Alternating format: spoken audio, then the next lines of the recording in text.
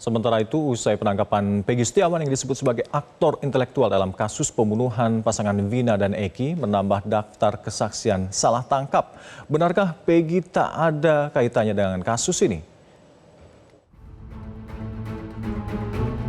Kasus pembunuhan pasangan kekasih Vina dan Eki di Cirebon, Jawa Barat masih bergulir.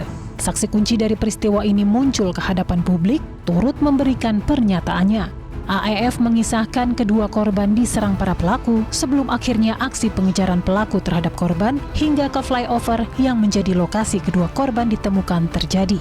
AEF juga menyatakan bahwa sosok terduga pelaku yakni Peggy Setiawan alias Peron adalah benar merupakan salah satu pelaku yang berada di lokasi kejadian. AEF mengenal para pelaku karena mereka kerap berkumpul di dekat lokasi AEF bekerja. Cara pelaku ini yang lagi pada nongkrong dulu ada sekitaran 8 orang.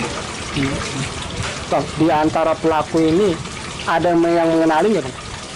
Kalau bicara mengenali, saya mengenali wajah semua ya. Kalau bicara mengenali namanya saya tidak tahu. Namanya itu siapa saya tidak tahu. Nah, di antara 3 DPO ini gimana, Bang? Di antara 3 DPO ini yang saya kenali itu yang baru ketangkap. Yang baru ketangkap Peggy, ya?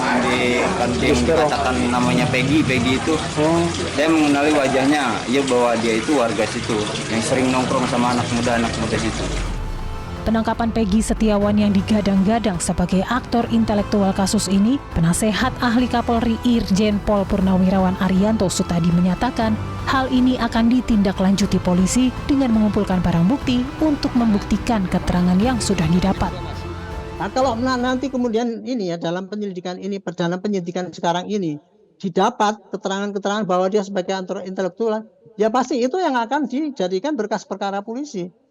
Itu di situ hanya polisi itu ya, yang namanya menyidik itu hanya mengumpulkan barang bukti. Apa barang bukti yang menyudutkan 3 orang yang sekarang ini ya, 3 orang itu. Ya.